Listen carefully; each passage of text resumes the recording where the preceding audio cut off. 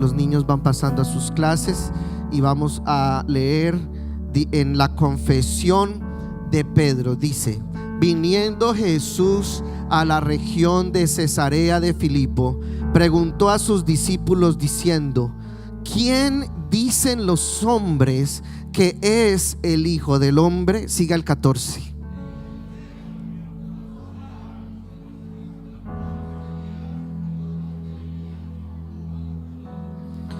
Él les dijo: ¿y vosotros quién decís que soy yo?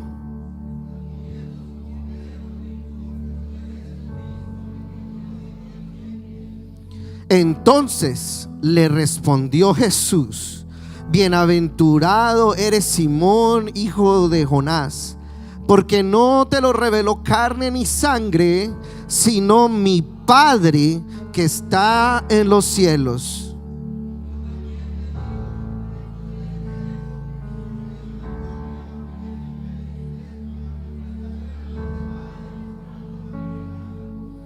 Y a ti te daré las llaves del reino de los cielos, y todo lo que atares en la tierra será atado en los cielos, y todo lo que desatares en la tierra será desatado en los cielos. Todos. Entonces mandó a sus discípulos que a nadie dijesen que él era el Cristo. El Cristo, ¿qué quiere decir Cristo?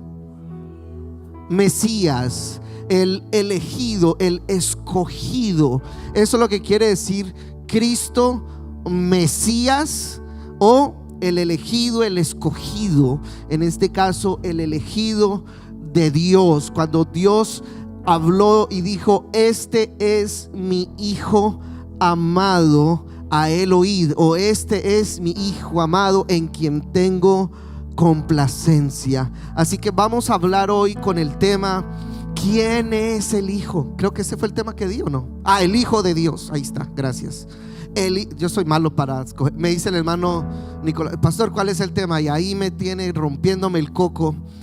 Para sacar estos temas, hermano, los conozco bien, pero para sacar el título, ahí es donde me batallo.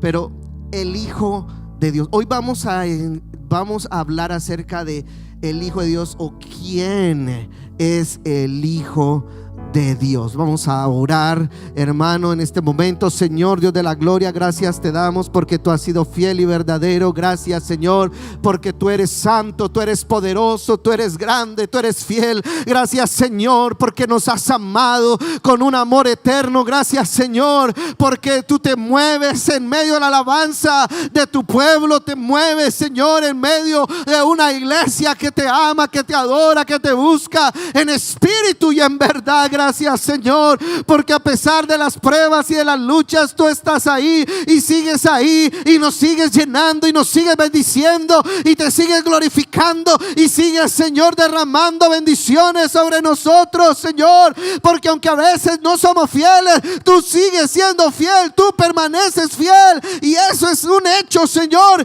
que es irrevocable. Gracias, Señor, porque tú nos tienes presentes hoy. Queremos que sea su palabra derramándose sobre nosotros, su palabra hablando a nuestros corazones, no a nosotros sino a tu nombre. Da la gloria, y que hoy podamos recibir esta verdad en el nombre de Jesús de Nazaret. Dele una alabanza, dele una alabanza. Puede tomar su lugar. Tú eres el Cristo, le dijo Pedro en el 16, verso 16. Dice: tú eres el Cristo, o sea, el Mesías, el escogido. Y luego dice: el Hijo del Dios viviente. Esa fue la respuesta, la revelación que Dios le dio ante una pregunta muy importante: ¿quién dicen los hombres que soy yo? ¿Quién dice los hombres que soy yo? Empezaron ellos a decir, bueno, dicen que unos dicen que eres Juan, otros dicen que eres Elías, otros dicen que eres Jeremías, otros dicen que eres uno de los profetas. Y ahí es donde él se pone serio y le dice: ¿y ustedes? Ahí es donde la pregunta se pone más seria. ¿Ustedes qué piensan que soy yo? Porque lo que la gente diga, lo que la gente piense, pues hay mucha gente que tiene sus propios conceptos acerca de quién es Dios. Muchos lo miran como hay miles de cristianos que se autodenominan cristianos, que hacen, que miran al Señor Jesús o lo nombran al Señor Jesús como la segunda persona de una Trinidad. Hay muchos que piensan que Él es la segunda persona de una Trinidad, pero la Biblia nunca menciona que el Señor es segunda persona de nada ni de nadie, pero hay gente que así lo mira. Otros lo ven como simplemente un profeta. Por ejemplo, si usted le pregunta a un musulmán, ellos respetan mucho a Jesús. No sé si usted sabía eso. Los musulmanes respetan mucho a Jesús porque lo miran como un gran profeta. Es más, ellos en muchas ocasiones mencionan las enseñanzas de Jesús, pero no lo ven como Dios ni como el Hijo de Dios, sino como un profeta solamente. Otros ven a Jesús como un Dios menor, o sea, el Padre es el Dios mayor y el Hijo es un Dios menor. Y eso es, por ejemplo, los testigos de Jehová. Ellos piensan que el Hijo es solamente como un diosito, ¿no? Otros como Pilato, Poncio Pilato. ¿Se acuerdan de Poncio Pilato? El que se lavó las manos, el que era bien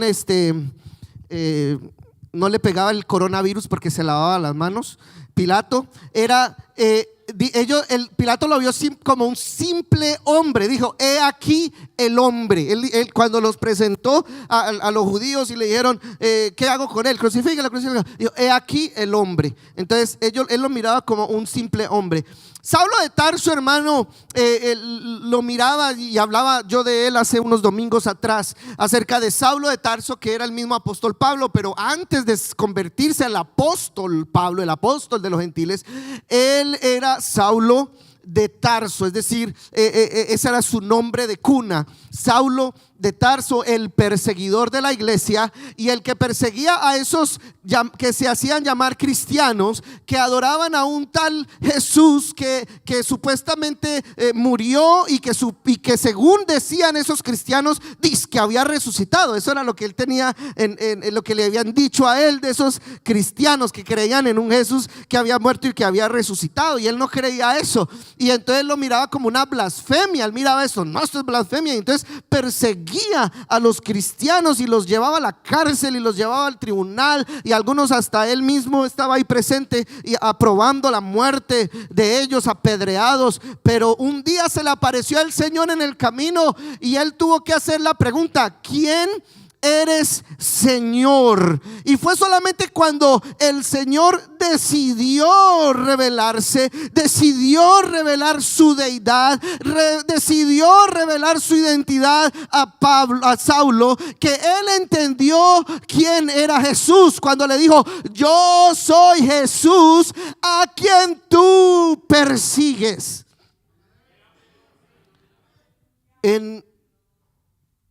Ahí fue cuando empezó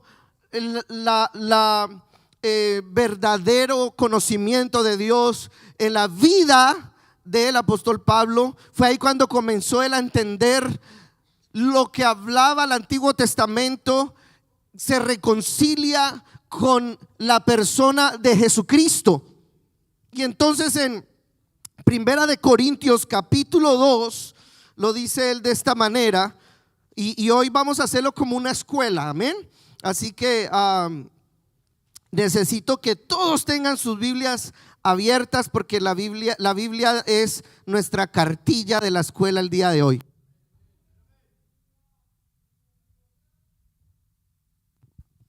En 1 Corintios 2:6 dice: sin embargo, hablamos sabiduría entre los que han alcanzado, ¿qué? Y oiga bien lo que dice aquí: es una sabiduría que no es de este siglo. O sea, no es de este siglo, no es de algo que es de hoy. Dice: ni de los príncipes de este siglo que perecen. Esta sabiduría no le pertenece tampoco a la gente que estudia mucho. Amén, eso es lo que está diciendo aquí. No es de los príncipes de este siglo, no es de la gente que estudia mucho, que son de pronto importantes, que son gente muy, muy estudiada. No, dice: hablamos sabiduría de Dios. ¿Qué dice? el misterio, que es una sabiduría ¿qué? Una sabiduría ¿qué? Oculta, la cual Dios predestinó antes de los siglos. Por eso dice que no es de este siglo, porque esto viene de muchos años atrás. Mire, hermano, hay gente que dice: ustedes los Jesúsolos o los pentecostales, eso es una religión de apenas de ahorita, eso nació apenas ahí en la calle Azusa. No. Cuidadito, porque esto que nosotros hemos entendido y predicamos, esta doctrina que nosotros creemos, no es de ahorita, no es de la calle Azusa, no viene de por allá de John Seymour, o yo no sé cómo se llamaba, no viene de la UPC o de la Pentecostés o de Canadá. No, esto no es de humano ni es de este siglo. Mire, esto viene desde antes. Dice el verso 7: hablamos sabiduría del misterio, la sabiduría oculta, la cual Dios predestinó antes de los siglos. Es desde antes, esto viene de antes de los siglos, desde antes que hubiera tiempo. Ya Dios había predestinado esta sabiduría para nuestra gloria, dice aquí. Porque lo que nos hace grande a nosotros, hermano, no es necesariamente que hablamos en lenguas, aunque creemos y predicamos que es la señal inicial para recibir el Espíritu Santo, las lenguas, y creemos que las lenguas y damos libertad a las lenguas. No son las lenguas, es la doctrina del nombre de Jesús, quien es el Hijo de Dios. Eso es lo que nos hace a nosotros grandes. Esto es lo que hablaba aquí Pablo, de esta sabiduría que Dios predestinó antes de los siglos para nuestra. Esto es lo que nos hace a nosotros que estamos sentados en lugares celestiales con Jesucristo. Esto es lo que nos hace a nosotros grandes. Y luego dice: la que ninguno de los príncipes de este siglo conoció, porque si la hubieran conocido, ¿qué dice? Nunca hubieran crucificado al Señor de gloria. ¿Sí ve? Hermano, en la Biblia hablan de personas muy eruditas, de personas muy estudiadas, de líderes, de los fariseos, los saduceos, los sacerdotes de ese tiempo. Vemos también, por ejemplo, a Nicodemo, que era un estudiado, que había estudiado toda su vida y no sabía que había que nacer de nuevo. Y cuando el Señor le dijo: tienes que nacer de nuevo, y él dijo: ¿y cómo hago eso? ¿Cómo me voy a meter otra vez en el estómago de mi mamá y volver a nacer? Y el Señor le dijo: tanto tiempo que has estudiado, eres un hombre estudiadísimo en las escrituras y no entiendes estas cosas tan sencillas. ¿Sí? Porque esto no es del que estudia mucho, esto no es del que lee mucho, no, esto lo revela el Señor a quien Él quiere para su gloria y su honra. Dice el 9: antes, como está escrito, cosas que ojo no vio, ni oído yo, ni han subido en el corazón de hombre, son las que Dios ha preparado para los que le aman. Y hermano, aquí hay demasiado para desempacar. Y le estaba diciendo a mi esposa que estaba teniendo tanto problema sacando este mensaje, porque hay demasiado para desempacar y no hay tiempo. Yo quisiera hablar aquí un día. Esto vamos a hacer un culto de toda la tarde hasta que se me acaben las palabras. Pero porque me encanta hablar de esto, pero porque aquí hay estos son cuando uno en realidad, hermano, quiere conocer a Dios y quiere saber quién es Dios. Empieza a revelar y empieza a revelar en las escrituras lo que ha preparado para nosotros, hermano. Estas son cosas que dice que no han subido en corazón de hombre, pero Dios la ha preparado para nosotros. Y esto no lo conocieron los saduceos, los fariseos, los sacerdotes, los escribas de ese tiempo. No lo entendieron, y por eso crucificaron al Rey de Gloria, crucificaron al Señor de la gloria, aquel que habló el rey David en el Salmo 24, cuando dijo: ¿quién es este Rey de Gloria? Jehová el fuerte y valiente, Jehová el poderoso en batalla. Ese es el Rey de Gloria. Y ese fue el que crucificaron por no haberle conocido. Pero es importante esto, hermanos, esto es importante. Esto no es solamente, mira, hay personas que rebajan o ponen en menos la doctrina y dicen, no, la doctrina eso es para que la gente pelee y para que la gente discuta. No, la doctrina no es para discutir ni para pelear. Y la doctrina tampoco es algo ahí menos, como muchos dicen, no, es que la doctrina eso no va a salvar a nadie. No, al contrario, nosotros somos salvos por la palabra y somos salvos, hermano, por la creencia, por la doctrina que nosotros tenemos. Es lo que nos hace salvos. Eso es lo que dice Pablo a Timoteo, cuídate a ti mismo y de la doctrina, porque haciendo esto te salvarás a ti mismo y a los que te oyeren. Y también habla Pablo de la sana doctrina, y es importante entender que necesitamos tener la sana doctrina. Hoy en día las iglesias modernas se enfocan mucho en la música, en la alabanza, en tener los mejores cantantes, los mejores músicos. Y honestamente, hermano, le voy a decir algo. Hay iglesias que conozco yo que hasta son del nombre, pero le ponen tanto énfasis a lo que pasa aquí en esto, que ya no es ni siquiera plataforma, ya es solamente un stage. ¿Cómo se dice eso? Una plataforma, pero como de concierto, como de un espectáculo, vamos a decirlo así. Es un espectáculo y todo tiene que salir perfecto, hermano, y hasta ya hay aplicaciones de celular y de esto para que el culto salga perfecto, minuto por minuto, segundo por segundo. Hay unos programas de computadora, ¿verdad, hermano Jorge? Que usted compra, valen como $800, y la computadora no sé qué, para que cuando vayan cantando acá, si alguien se equivoca, ni se siente que se equivocó. Y si el pianista toca el tono que no es, el programa de computadora se lo arregla y se siente perfecta la alabanza y todo se siente muy bien, muy bonito. Pero y yo conozco esas iglesias donde los músicos andan por allá haciendo su vida como quiera, viven como quiera, no oran, no buscan de Dios, no tienen una vida piadosa delante de Dios, andan por ahí metiéndose donde sea, las mujeres se visten como sea, los hombres también van como sea, y no hay una consagración directa al Señor, hermano. Y el predicador se preocupa porque la prédica salga bien profesional, porque nos están viendo desde la cámara, ¿no? Y los mejores poses y las mejores, el perfil, y que no me brille mucho la frente con la luz, y se preocupan tanto por eso, y que están abandonando lo más importante, lo que hace a la iglesia que sea grande, que sea gloriosa, que sea poderosa. Cuando Pedro entendió quién era el Hijo, fue cuando le dijo: a ti te digo, eres Pedro, y sobre esta roca edificaré mi iglesia, y ni las puertas del Hades. Lo que le dice la iglesia grande no es nada de esto. Yo prefiero, hermano, si el Señor me mueve a otro lugar y me tengo que ir a congregar a otro lugar, yo prefiero, hermano, si tengo que escoger entre una iglesia con todos los lujos y todo el espectáculo, y que canten como ángeles, pero no tienen la verdad.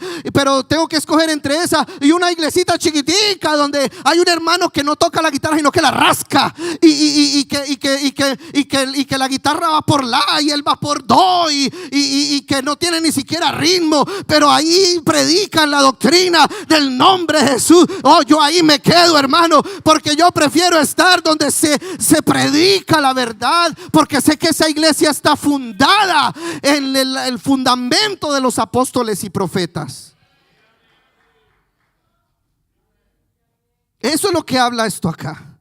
Esto que nosotros tenemos es lo más importante. Esto, que la doctrina de quién es el, y hermano, qué pena, ni siquiera he empezado a predicar, y ya cuánto llevo.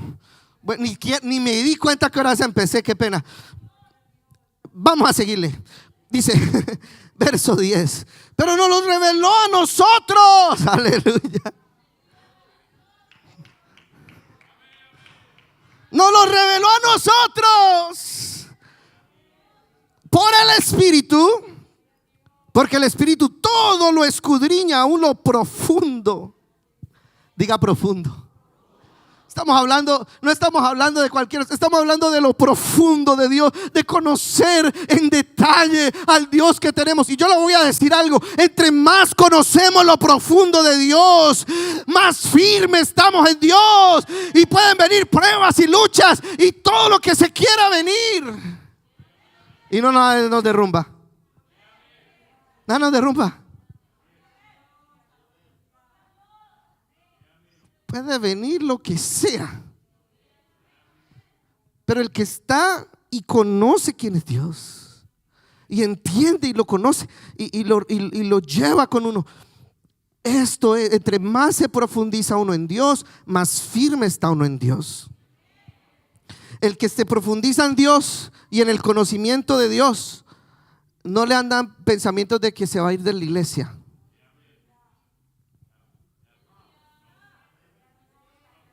Usted conoce que ya profundizó en Dios cuando esos ya pensamientos ya, ¿qué? No. ¿Y si lo ofenden? Usted conoce que profundizó en Dios cuando su mirada está puesta en Jesús, no en los hombres, no en la gente, no en lo que me hizo o no me hizo. El que profundiza en Dios no tiene tiempo de hablar de nadie. Mire, uno puede saber mucha Biblia y todavía no profundizar en Dios. Porque esto no es de conocimiento humano, esto no es de aprendérmela de memoria. Yo conozco gente que se sabe la Biblia de memoria y se comportan como impíos. Y andan en pleitos, en chismes, en disensiones, en cosas. No se trata de eso. Esto lo revela el Espíritu.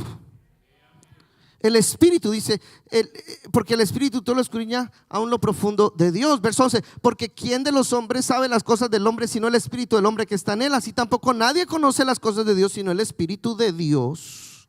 Y nosotros no hemos recibido el Espíritu del mundo, sino el Espíritu que proviene de, para que sepamos lo que Dios nos ha concedido, lo cual también hablamos, no con palabras enseñadas por sabiduría humana, sino con las que enseña el Espíritu, acomodando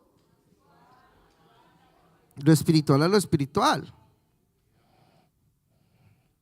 Si yo hablo de amor y ando hablando mal del prójimo, ¿eso es amor? No.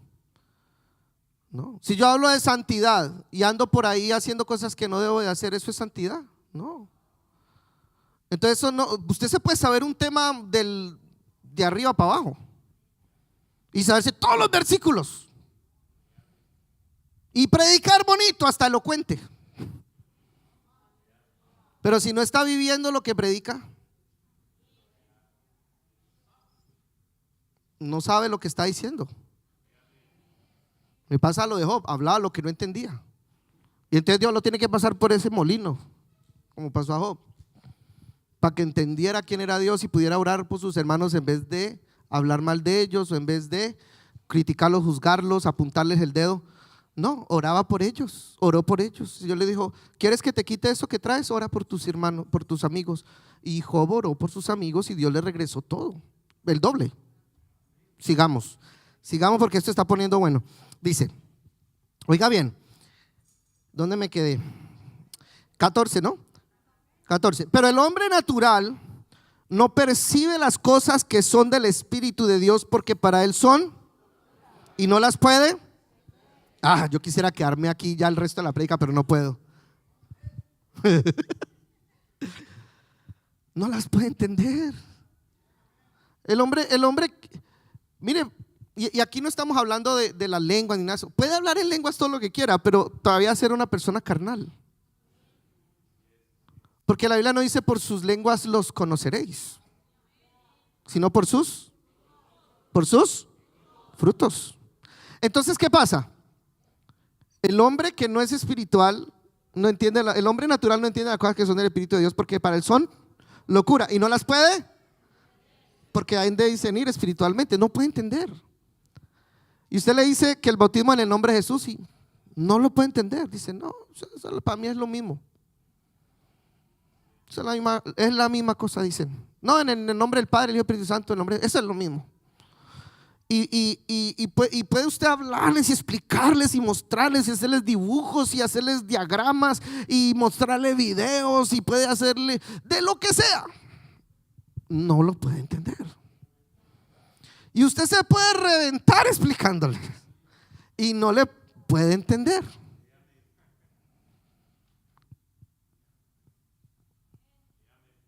Pero el que es de Dios, oiga bien, el que es de Dios, me acuerdo mucho hay varios ejemplos, pero uno, la hermana María Bustamante, que ella ya pasó en el Señor, ella murió en Cristo. Me acuerdo cuando llegaron ellos a la iglesia y llevaban ya ratico congregándose, y un día prediqué acerca del bautismo en el nombre de Jesús, y teníamos así como estos banners que hay acá, pero el uno era Mateo 28:19 y Hechos 2:38. El uno era el mandamiento de Jesús, que digo, bauticen en el nombre del Padre, el Hijo y el Espíritu Santo, y al ladito decía cuando Pedro bautizó en el nombre de Jesús. Y entonces siempre estaban esos banners ahí, y cuando prediqué eso apuntaba a los banners. Y entonces terminé el culto y me estaba esperando la hermana María Bustamante en la primera silla, y me dijo: pastor, necesito hacerle una pregunta. Le dije: claro que sí, hermana. Dijo: pastor, yo toda la vida, yo desde que me convertí, ella se convirtió en una iglesia trinitaria. Dijo: yo desde que me convertí, yo miraba esos dos versículos y yo siempre me preguntaba ¿por qué Jesús ordenó bautizar en el nombre del Padre, el Hijo y el Espíritu Santo? ¿Y por qué Pedro bautizó en el nombre de Jesús? Y yo le he preguntado eso a muchos pastores y ninguno me ha dado una explicación que yo pueda entender o que pueda ser la correcta. Y todos me dicen que no, que eso es lo mismo, que Pedro, unos dicen que Pedro bautizó solo a los judíos, pero que los gentiles es otra cosa. Y le dicen una cantidad de mentiras. Y me dijo: y yo necesito y hoy usted estaba predicando y yo necesito que usted me explique bien esto. Le dije: llegó al lugar correcto, hoy va a entenderlo. Y empecé a explicarle que el nombre del Padre es Jesús, y se lo vi con la Biblia. Que el nombre del Hijo es Jesús, y se lo mostré con la Biblia. Que el Espíritu Santo es Jesús, y se lo mostré con la Biblia. Cuando yo le estaba hablando a ella, mire, hermano, en los ojos, estamos hablando de una ancianita que casi no podía leer, que tal vez no de mucho estudio, de allá del rancho, pero en sus ojos, cuando yo le estaba hablando eso, cambió algo en su rostro y empezó a llorar. Y yo dije: ya hice llorar a la hermana, ¿qué le habré dicho yo? Ahora que dije yo así. Le digo: hermana, ¿está bien? ¿Qué pasó? Y ella no podía hablar y lloraba. Hermana, ¿qué pasó? Pastor, me dijo. Pastor, y me miraba así pastor, toda la vida yo he querido entender esto y nadie me lo ha explicado, y ahora con este ratico aquí sentado con usted, el Señor me acaba de mostrar que Él es Dios, que solo hay un Dios verdadero, y yo necesito que usted me bautice en el nombre de Jesús. Ese mismo fin de semana la estábamos bautizando, porque eso lo revela el Espíritu. El Espíritu lo revela, y cuando lo revela no hay duda. No he terminado la introducción. Dicen, en cambio, 15, el espiritual juzga todas las cosas, pero él no es juzgado de nadie, porque ¿quién conoció la mente del Señor y quién le instruirá? Dígalo conmigo: mas nosotros tenemos la mente de Cristo. ¿Tenemos la mente de Cristo? Tenemos la mente de Cristo. Y por eso podemos entender muchas de estas cosas. Y entre más estudiamos la Biblia, más vamos recibiendo, más vamos entendiendo esos misterios que habla el versículo 7. Sabiduría de Dios en misterio, sabiduría oculta. Esos misterios que están ahí en la Biblia, esa sabiduría oculta, la podemos ahora entender por el Espíritu de Dios. Estamos hablando de cosas que son espirituales y que son de Dios. Los que creen en la Trinidad dicen que la Trinidad es un misterio que no se puede entender, pero eso contradice aquí, porque aquí dice que nosotros hablamos esos misterios que nos han sido revelados por el Espíritu. Entonces sí podemos entender quién es el Padre y quién es el Hijo y quién es el Espíritu Santo. Colosenses 2:1 también lo vuelve y lo dice. Colosenses 2:1. Gloria al Señor. Dice: porque quiero que sepáis cuán gran lucha sostengo por vosotros y por los que están en la Odisea y por todos los que nunca han visto mi rostro, para que sean consolados sus corazones, unidos en amor hasta alcanzar todas las riquezas. Aquí me encantan los. Pablo era tremendo con las palabras. Dice: todas las riquezas del pleno conocimiento, de entendimiento. Él no hablaba de riquezas de dinero, de carros, de casas. No. Del pleno con entendimiento, a fin de conocer ¿el qué? El misterio de Dios el Padre y de el misterio de Dios el Padre, y de eso le voy a enseñar hoy, por si alguien está. Entonces expliquen. Bueno, yo le voy a explicar. Porque Dios, hermano, cuando se reveló a sus apóstoles y ellos, hermano, cuando Dios le dio esta revelación, por ejemplo, ahí a Pedro cuando dijo: tú eres el Cristo, el Hijo del Dios viviente, y luego en Hechos 2 cuando él bautizó en el nombre de Jesús. Todas esas son revelaciones que Dios le dio a los apóstoles.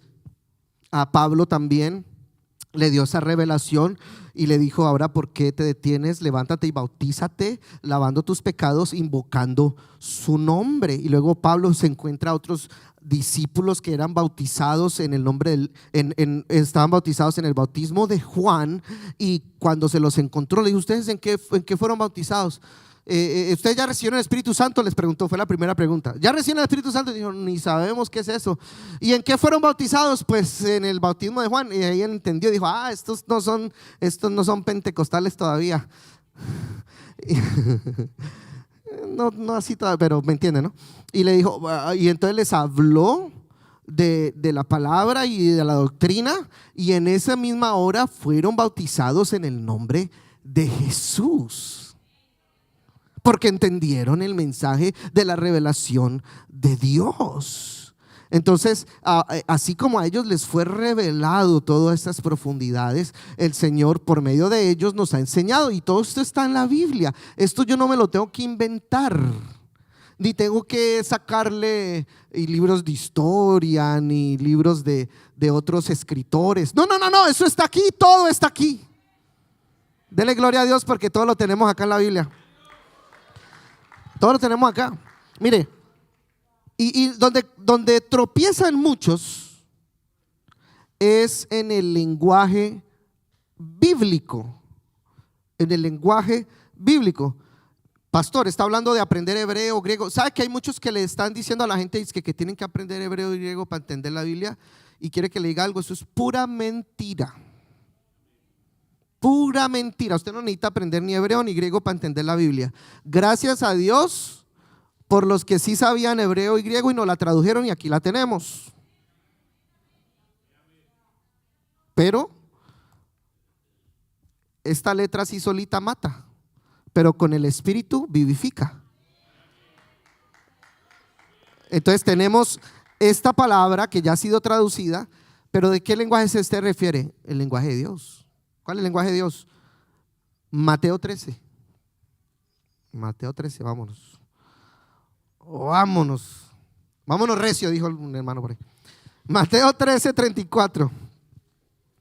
Mateo 13:34 dice: todo esto habló Jesús ¿por qué? Y sin parábolas no les hablaba, para que se cumpliese lo dicho, oiga bien, por el profeta. O sea, esto no era que el Señor Jesús vino aquí dándoselas de filósofo, ¿no? Confucio o algo así. No. No se las vino aquí a dar de filósofo chino con cosas aquí dándoselas de profundo. No, esto estaba escrito. Esto ya estaba declarado. Esto ya estaba escrito por el profeta cuando dijo: abriré en parábolas mi boca y declararé cosas escondidas desde Cosas que ya había escondido desde la fundación del mundo. Esto venía escondidito. ¿Por qué cree que no encontramos el nombre de Jesús en el Antiguo Testamento? Porque no había sido revelado todavía. Todavía no había sido revelado. Y hay otras cosas que no habían sido por ejemplo, la salvación a los gentiles. Eso para el judío, pues, ellos no podían comprender eso. Pero eso estaba revelado, eso estaba escondido desde la fundación del mundo. El Espíritu Santo, las lenguas, todo eso estaba escondido desde la fundación del mundo.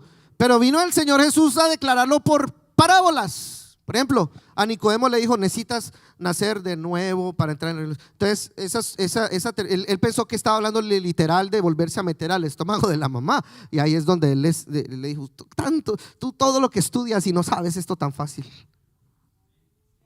¿Sí? Hay cosas que Dios estaba queriendo revelar por medio de estas parábolas. Y entonces, por ejemplo, aquí vemos en el capítulo 13 solamente vemos la parábola del sembrador, vemos la parábola del trigo y la cizaña, vemos la parábola de la semilla de mostaza, la parábola de la levadura. Y todas estas son parábolas las parábolas son narraciones breves y simbólicas que se extrae de una enseñanza moral, como el Señor tratando de dar una enseñanza moral, pero más que eso, una revelación, pero por medio de parábolas. Entonces, por eso cuando por ejemplo en la Biblia habla de la diestra de Dios, y cuando la gente lee la diestra de Dios piensa que es la derecha. Entonces dice: y Jesús se sentó a la diestra de Dios, y la gente piensa: oh, se sentó ahí a la derecha del viejito con barba, y ahí se sienta al lado el jovencito ojos verdes con candadito acá y pelo largo. No, así no sé, eso no es lo que dice la Biblia. Pero la gente que no tiene la revelación y que no entiende la palabra de Dios, eso es lo que piensa que es. Y que al otro lado está la palomita mensajera. No es así. Pero la gente, como no entiende la revelación, no han tenido, entonces piensan eso. Pero ¿qué quiere decir la diestra de Dios? La diestra de Dios quiere decir poder. Es el lenguaje de Dios. Pero eso no me lo inventé yo. Ahorita no tengo tiempo para irme a darle todos esos versículos, porque entonces nos quedamos acá más rato. Pero en Éxodo dice: la diestra de Jehová se ha manifestado en poder. Entonces, cuando habla de la diestra de Dios, en otro pasaje habla de la mano de Dios, en otro pasaje habla del brazo de Dios, en otro pasaje habla del dedo de Dios. Entonces dice, por ejemplo, dice cuando los egipcios estaban asustados por todas las plagas que estaban pasando, y Faraón dice: ¿qué es todo esto que están haciendo? ¿Y ustedes por qué no pueden duplicar esas mismas plagas? Y los magos egipcios le dijeron al Faraón: eso es el dedo de Dios. La pregunta es: ¿ellos vieron un dedo ahí haciendo todas las plagas? No. Pero la gente que no entiende la palabra, entonces se imagina que por ahí había un dedo haciendo así.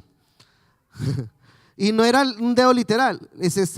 Estaba hablando del poder de Dios, de que el poder de Dios estaba, que eso era tan poderoso que con solo el dedito hacía todas esas cosas. ¿Sí? ¿Sí? Entonces eso es las parábolas. Por eso también cuando el Señor Jesús dijo en Mateo 28:19 que tenemos que bautizar en el nombre del Padre y del Hijo y del Espíritu Santo, esa era otra parábola. Por eso cuando los apóstoles fueron a bautizar, los primeros 3,000 bautizados fueron bautizados en el nombre de Jesús, y de en adelante todos fueron bautizados en el nombre de Jesús, porque entendieron la parábola. Entendieron que él no estaba diciendo: repitan Padre. No está diciendo eso. Dice: en el nombre del Padre. ¿Y cuál es el nombre del Padre? El Padre tiene un nombre, y su nombre es Jesús. ¿Y el Espíritu? ¿Cuál es el nombre del Espíritu? ¿Y el Hijo? Entonces por eso es que bautizaron en el nombre de... y luego dijo: y es que no hay otro nombre, dijo Pedro, no hay otro nombre bajo el cielo a los hombres en que podamos ser salvos. Que cuando uno tiene esa revelación, hermano, y si viene de otra iglesia y le pregunta: ¿y usted en qué nombre fue bautizado?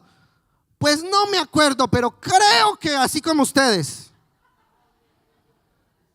Yo le voy a decir algo: usted va a jugar su salvación, usted va a arriesgar su salvación en una mala memoria,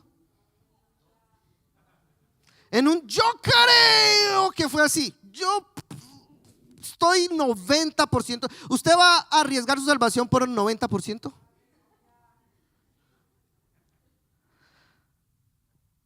Y así dijo una vez un hermano, dijo, no, pues yo ni me acuerdo, pero yo creo que... Y le dijo el pastor, si no se acuerda es porque no fue bautizado en el nombre de Jesús. Porque cuando uno es bautizado en el nombre de Jesús, nunca se le olvida. Porque es una revelación de Dios. Es una revelación de Dios. Entonces, eso es lo que está el Señor queriendo hablar con las parábolas. Entonces, por todo esto para decirle, ahorita sí vamos a entrar. Y es que el Hijo de Dios es un término que quiere decir el cuerpo de Dios. No está hablando de que el viejito allá enojón tuvo un hijo y entonces el hijo, como estaba tan viejito y le dolía la cadera y el bastón, y entonces dijo, vaya, muera usted. Que de tal manera amó Dios al mundo que allá se quedó el viejito y mandó al hijo. En verdadero amor es que venga él, no que mande a otro. Bueno, eso fue lo que él hizo. No mandó a otro. ¿Pero por qué dice así? Porque es la parábola, es el lenguaje bíblico. Cuando habla de el Hijo de Dios, Lucas capítulo 1. Vamos a leerlo ahí. Lucas capítulo 1, versículo 35.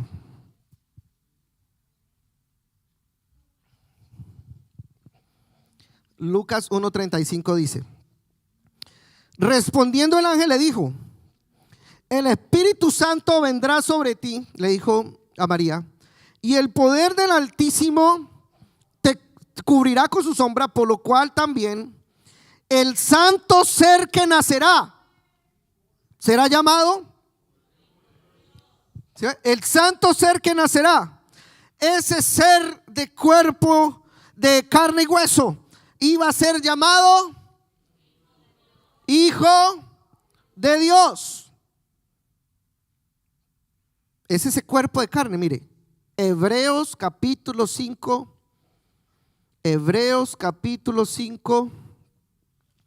versículo 4. Hebreos 5, 4 dice: porque es imposible. Vamos a ver si es este 5, 4, así.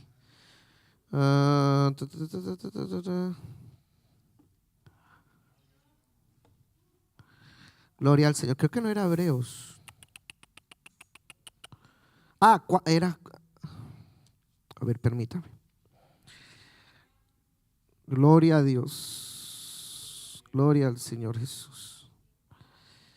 5. No. Gloria al Señor Jesús. Ya se lo encuentro. Mientras tanto, Gálatas 4:4.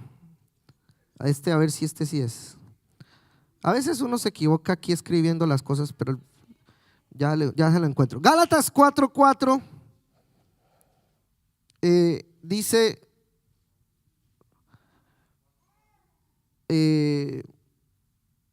pero cuando vino el cumplimiento del tiempo, Dios envió ¿qué? A su Hijo. Y luego ¿qué dice? Nacido de mujer y nacido bajo la ley, para que redimiese a los que estaban bajo la ley, a fin de que recibiésemos la adopción de hijos. Y por cuanto sois hijos, Dios envió a vuestros corazones el Espíritu de su Hijo, el cual clama Abba Padre, que es el Espíritu Santo, el Espíritu de Dios. Entonces, eso es la Biblia explicándonos quién es el Hijo. Dice, nacido de mujer. Entonces está dando una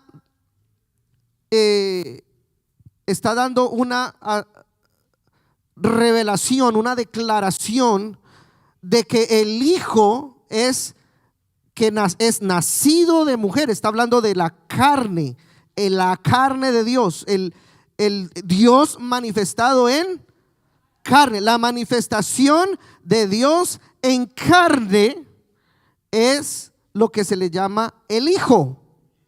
Amén. Sí estaba en Hebreos, sí estaba bien, pero la cejuela me hizo que no lo viera. Ya sé cuál fue el problema. Estaba supuestamente en otro. Bueno, Hebreos 5, ahora sí lo encontré. Hebreos 5:4 dice: y nadie toma para sí honra sino el que es llamado por Dios, como lo fue Aarón. El 5: así tampoco Cristo se glorificó a sí mismo, haciéndose sumo sacerdote, sino el que le dijo: tú eres mi hijo, yo te he engendrado hoy. Como también dice en otro lugar: tú eres sacerdote para siempre según el orden de Melquisedec. Y Cristo, ¿qué dice? En los días de su carne. Si ve que cuando habla del Hijo está hablando de su carne, de su manifestación visible, ofreciendo ruegos, súplicas con gran clamor y lágrimas al que lo podía librar de la muerte, fue oído a causa de su temor reverente. Y aunque era hijo, por lo que padeció, aprendió la obediencia, y habiendo sido perfeccionado, vino a ser autor de la eterna salvación para todos los que le obedecen, y fue declarado por Dios sumo sacerdote según el orden de Melquisedec. Entonces volvemos a lo mismo, es una terminología bíblica. Cuando se habla del Hijo de Dios, se está hablando de su cuerpo, de su carne, de su manifestación visible. Por eso dice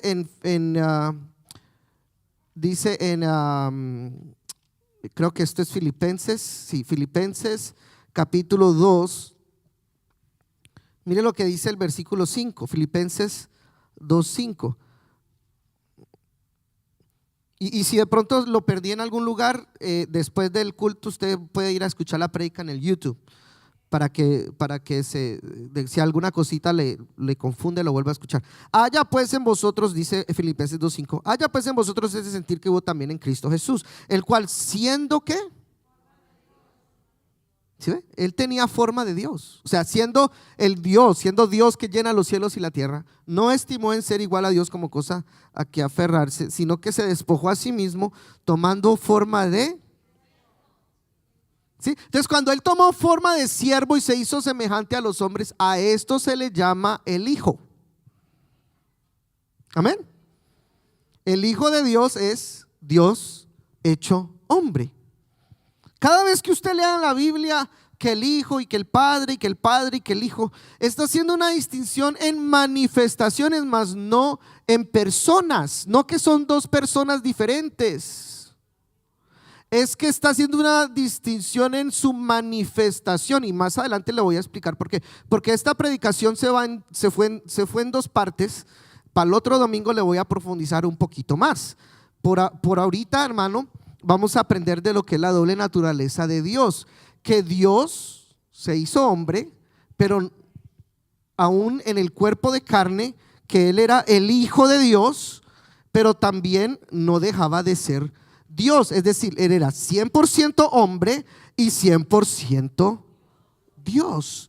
Y eso está en Lucas 3. Mire lo que dice. Lucas 3 nos habla de la genealogía. Y por eso es importante la genealogía. Si hay gente que empieza a leer nombres y apellidos, y como todos esos nombres son todos raros, esos nombres judíos, y son difíciles de pronunciar, mucha gente cuando llega a la genealogía se duerme. Empieza, dice, mejor le adelanto. Y ahí en esas genealogías, por ahí hay capsulitas de sabiduría. Hay por ahí unas gemas de conocimiento hermosas. Mire, Lucas 3:23. Jesús mismo, al comenzar su ministerio, era como de 30 años, hijo, según se creía, de José, hijo de Elí, hijo de Matat, hijo de Leví, hijo de Melquí, hijo de Jana, hijo de José, hijo de Matatías, hijo de Amós, hijo de Nahum, hijo de Esli, hijo de Nagai, hijo de Maad, hijo de Matatías, hijo de Simeí, hijo de José, hijo de Judá, hijo de Joana, hijo de Reza, hijo de Zorobabel, hijo de Salatiel, hijo de Neri, hijo de Melquí, hijo de Adí, hijo de Cosam, hijo de Elmodam, hijo de Er. Aquí hay ideas por si usted quiere ponerle nombre a su hijo. hijo de José, hijo de Eliezer, hijo de Jorim, hijo de Matat, hijo de Leví, hijo de Simeón, hijo de Judá, hijo de José, hijo de Jonán, hijo de Eliakim, hijo de Melea, hijo de Mainán, hijo de Matata, hijo de Natán, hijo de David, hijo de Isaí, hijo de Obed. Y aquí nos habla que la genealogía de Jesús cruzó al rey David. Dijo David, hijo de Isaí, hijo de Obed, hijo de Boz, hijo de Salmón, hijo de Nazón, hijo de Aminadab, hijo de Aram, hijo de Esrom, hijo de Fares, hijo de Judá, hijo de Jacob, hijo de Isaac. Están en reversa. Hijo de Abraham, hijo de Taré, hijo de Nacor, hijo de Serug, hijo de Raúg, hijo de Peleg, hijo de Ber, hijo de Sala, hijo de Cainán, hijo de Arfaxar, hijo de Sem, hijo de Noé, hijo de Lamec, hijo de Metusalén, hijo de Enoc, hijo de Jared, hijo de Mahalael, hijo de Cainán, hijo de Nos, hijo de Set, hijo de Adán. ¿Sí ve cómo aquí habla de su humanidad como hombre, hijo de Adán, pero como Dios, hijo de Dios? Está hablando de una doble naturaleza, 100% hombre, 100% Dios. En Apocalipsis 22 nos lo nombra de esta manera. Apocalipsis 22 dice el versículo 16. Nos aprovechó el tiempo, gloria a Dios. Apocalipsis 22, 16 lo dice de esta manera. Dice: yo, Jesús, he enviado mi ángel para daros testimonio de estas cosas en las iglesias. Yo soy, ¿qué dice? La raíz, ¿y qué? Y el linaje de David, la estrella resplandeciente de la mañana. Él es tanto la raíz, o sea, antes de David, y el linaje, o sea, después de David. La raíz como Dios y el linaje como hombre. Entonces, por eso es que él, como hombre, pues él se cansaba. Dice la Biblia, creo que dice San Juan 4, cuando dice que Jesús iba y cansado del camino, se acercó a una fuente, a un pozo. Entonces, estaba cansado. Como hombre se cansaba, pero como Dios, él dijo: venid a mí los que están trabajados y cargados, que yo os haré descansar. Como hombre se llenó de angustia. Cuando fue a la cruz dice: mi alma está angustiada hasta la muerte. Pero como Dios, él dijo: mi paz os dejo, la paz os doy. No como el mundo la da, yo la doy. ¿Sí? Como hombre, hermano, a él le daba sed. A él le daba sed. En la cruz dijo: tengo sed. Cuando fue con la mujer samaritana le dijo: dame de beber, porque traía sed. Pero como Dios, ella le dijo: ¿tú por qué me pides agua a mí si yo soy samaritana y tú eres judío? Y él le dijo: ay, mujer, si tú supieras quién es el que te habla, tú le pedirías a él de beber y él te daría de una agua que es para vida eterna, y nunca jamás volverás a tener sed. Como Dios, él era el agua de vida eterna. ¿Sí ve? ¿Sí ve? ¿Sí ve? Como hombre, hermano, él caminaba en esta tierra y tenía que comer y tenía que ir a buscar comidita. Y como Dios, él dijo: yo soy el maná que descendió del cielo, aleluya. Y él dice: el que quiere heredar la vida eterna tiene que comerse mi carne y beberse mi sangre. Y los israelitas se escandalizaban y decían: ¿usted por qué habla así? ¿Qué es eso tan horrible? ¿Cómo que nos tenemos que comérnoslo? Eso es canibalismo, eso es terrible. Y lo despreciaron y lo dejaron y lo abandonaron. Pero es que estas cosas se entienden solamente con la sabiduría de Dios. Él no estaba hablando de una carne literal ni de una sangre literal. Él estaba hablando de la salvación y de la vida eterna. Aleluya, dile una alabanza al Señor.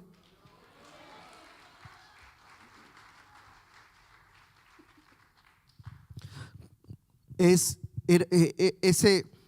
es la el misterio que fue revelado a nosotros, que hemos entendido, hermano, que no son personas distintas, pero es Dios que como Dios como espíritu se manifestó en un cuerpo de carne para que podamos, hermano, nosotros ver la parte invisible de Dios en Jesucristo. Ahí habita corporal y habita corporalmente toda la plenitud de la deidad, y es en el cuerpo de carne de Jesucristo que podemos ver quién es Dios, y Él vino a manifestarnos y a darnos a conocer a nosotros quién era Dios y el camino hacia Dios, el camino hacia el Padre, pero no a otros, sino que Él dijo: yo soy el camino, la verdad y la vida, y nadie viene al Padre si no es por mí, es decir, por medio de su sacrificio en la cruz del Calvario. Y es que era importante que ese Dios se manifestara en carne, porque solamente así podía morir en la cruz del Calvario por nuestros pecados. Es solamente así que el Señor podía, haciéndose un cuerpo de carne, que Él pudo ir a la cruz y llevar los clavos, y llevar la corona de espinas, y llevar en la marca los azotes, y poder ahí en la cruz, hermanos, sufrir nuestras angustias y llevar nuestros pecados y pagar el precio por nosotros en ese cuerpo de carne. Pero es importante que entendamos que no habla de otro Dios, que no habla de otra persona, sino que es el mismo Dios, hermano, que creó los cielos y la tierra. Aleluya. Por eso Génesis comienza: en el principio creó Dios los cielos y la tierra, y dijo Dios: sea la luz, y fue la luz. Y luego San Juan comienza: en el principio era el verbo, y el verbo era con Dios, y el verbo era Dios. Este era en el principio con Dios, y ese verbo se hizo carne. Esa luz que alumbra a todo hombre venía a este mundo. Tenemos que entender, hermano, la revelación de que Dios se hizo hombre. Por eso le dije al principio, esto no es para pelear. Inclusive el apóstol Pablo lo dijo en 1 Timoteo 3:16. Dijo: indiscutiblemente grande es el misterio de la piedad. 1 Timoteo 3:16. Indiscutiblemente grande es el misterio de la piedad. Es un misterio que estaba escondido, pero indiscutiblemente es grande. Y luego dice, y luego esos dos punticos está hablando de que está a punto de revelar ese misterio de la piedad, y lo revela diciendo: Dios fue manifestado en carne. Dios se hizo hombre. Dios invisible se hizo visible. Dios fue manifestado en carne, justificado en el Espíritu. Luego dice: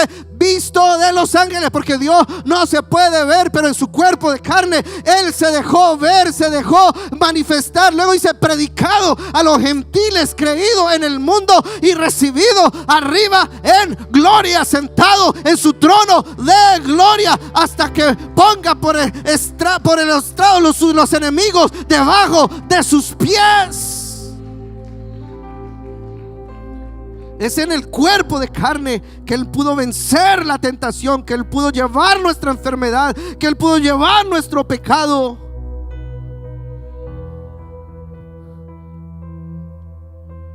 ¿Usted cree que yo me merezco la salvación? Usted me conoce y yo trato de vivir la mejor vida posible y de dar el mejor ejemplo posible. Pero mi justicia son como trapos de inmundicia delante de Dios. Todo lo que yo haga bueno, hermano, chévere. Ante los hombres bien, pero ante Dios, que conoce mis pensamientos, que conoce mi caminar, que conoce todo lo que yo hago. Yo entiendo que el pecado está en mí. Y por eso el Señor llevó en su cuerpo esos pecados, porque Él sabía que nosotros por nuestras fuerzas nunca íbamos a poder, hermano, llegar a la salvación con nuestra justicia. Porque, hermano, con un paso que doy adelante, doy dos para atrás. Porque con todo lo bueno que yo quiera hacer, aunque yo me vista todo de blanco, una manchita ya hecha a perder. Aunque yo me vista todo de blanco. Cuando nosotros nos casamos, mi esposa ya se había puesto el vestido de novia y le dio hambre. Prefirió irse a la boda sin comer, pero no ensuciar el vestido. Porque una gotita aquí, alguna cosita de ketchup, algo le puede arruinar ese vestido y ya ni modo de irse a cambiar. Y así somos nosotros, hermano. Por mucho que queramos vivir bien para Dios, siempre hay cosas allí que estamos cargando, siempre hay pecados allí que nos están persiguiendo. Y nosotros, hermano, venimos al único que pudo vencer el pecado en su carne, que no hubo pecado en Él. Y ahí, hermano, Él en la cruz del Calvario derramó su sangre para que por su sangre tuviéramos hoy perdón de pecados. Es por su sangre, es por su amor. Por eso esto es tan importante, porque Él no es una segunda persona, no. Él es el Dios Salvador, Él es la vida eterna. Dice Juan, sabemos y hemos creído dijo Juan, sabemos que somos hijos de Dios y el mundo entero está bajo el maligno, pero sabemos que el Hijo de Dios ha venido y nos ha dado entendimiento para conocer al que es verdadero, y estamos en el verdadero, en su Hijo Jesucristo. Él es el verdadero Dios. No hay dos, no hay tres dioses, no hay cuatro, no hay cinco, no hay 10. Hay un solo Dios. Yo tengo familiares católicos y tengo un primo que es abogado, y él es muy orgulloso porque él cree mucho en la Virgen, y puso una fotico de la Virgen aventando una camándula, la Virgen allá en las nubes, que aventó una camándula bien grandota, y había una gente por allá subiéndose con la camándula, y estaba aquí al lado de la Virgen, y por aquí estaba el Señor y estaba hablando con el apóstol Pedro, y el apóstol Pedro así como bravito, enojadito, y el Señor Jesús diciéndole: tranquilo, Pedro, son cosas de mi mamá. Y decía él: es que es la mejor abogada, decía él. Eso no está en la Biblia en ninguna parte. No hay una virgen allá aventando camándulas tratando de subir a la gente. Ella, hermano, María, la madre de Jesucristo, no la madre de Dios. Dios no tiene mamá. Ella fue la madre del cuerpo, de esa parte humana de Jesús, del Hijo de Dios, del cuerpo de Dios. Y ella, hermano, también tuvo que estar a los pies de la cruz y pedirle perdón al Señor. Ella también estuvo en el día del Pentecostés y fue llena del Espíritu Santo y bautizada en el nombre de Jesús. Ella también tuvo que venir al arrepentimiento de sus pecados y ser lavada con la sangre del Cordero para el perdón de sus pecados. Pero dice la Biblia, hermano, que si con nuestro corazón nos reprende, tenemos un abogado para con el Padre, pero no es la Virgen, es Jesucristo, el Hijo de Dios, el cuerpo de Dios, el sacrificio de Dios en la cruz del Calvario.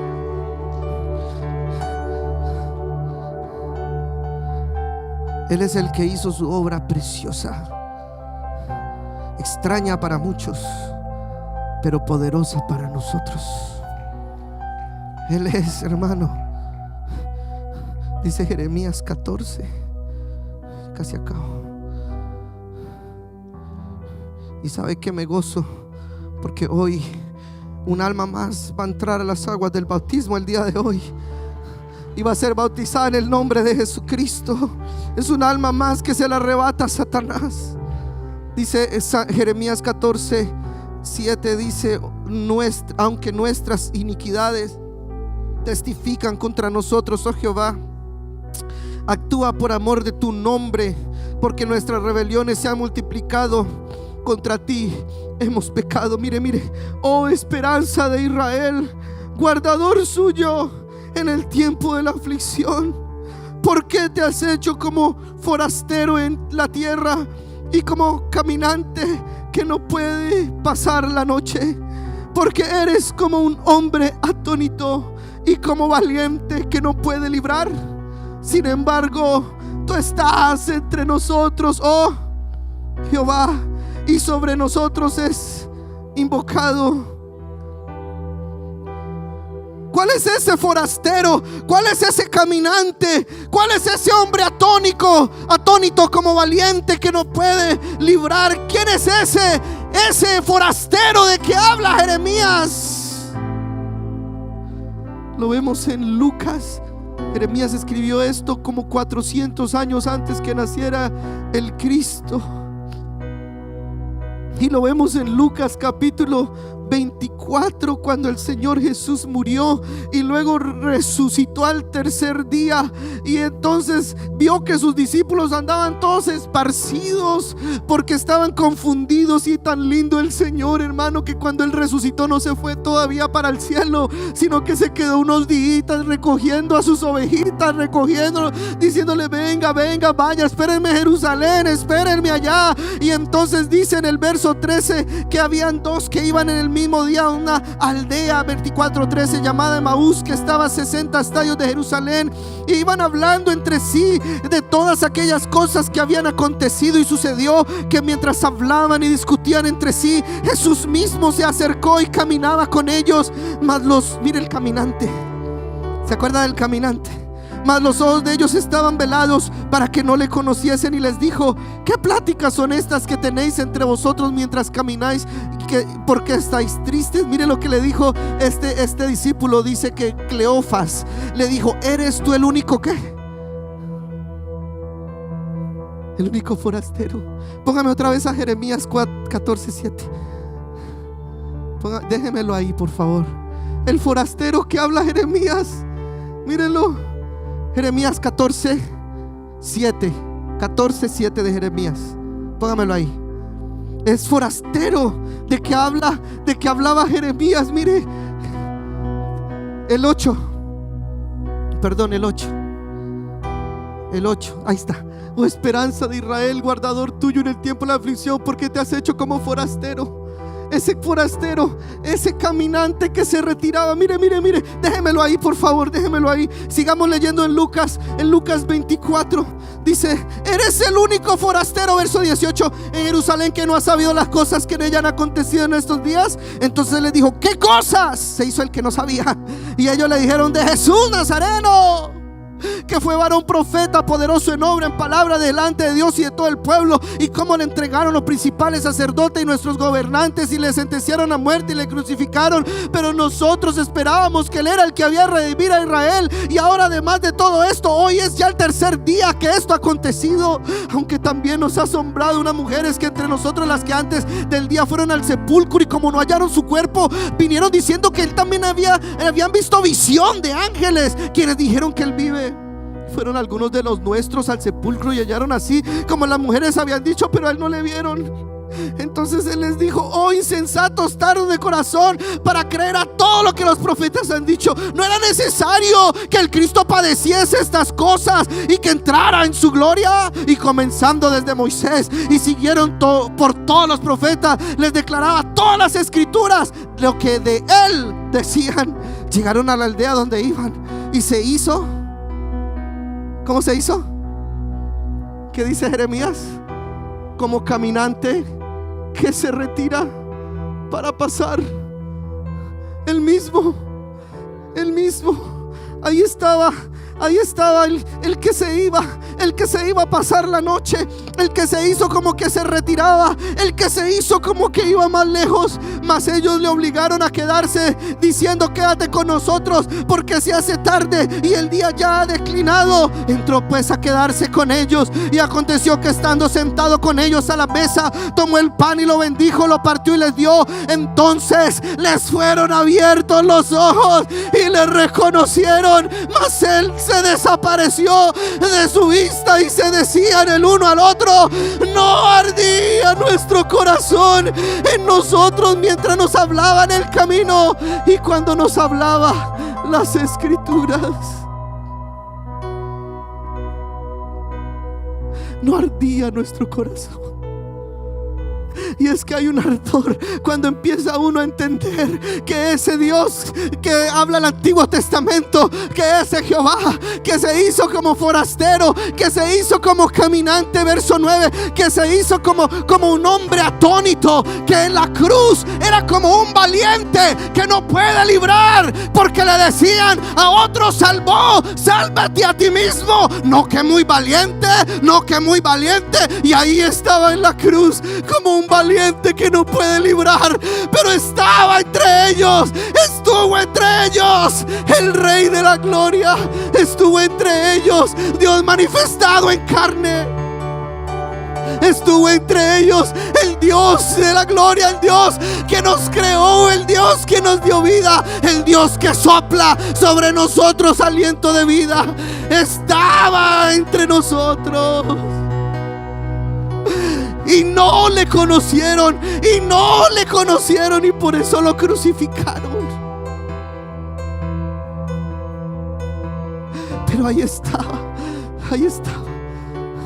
Sobre nosotros es invocado. Póngase de pie. Sobre nosotros es invocado su nombre. Es sobre nosotros.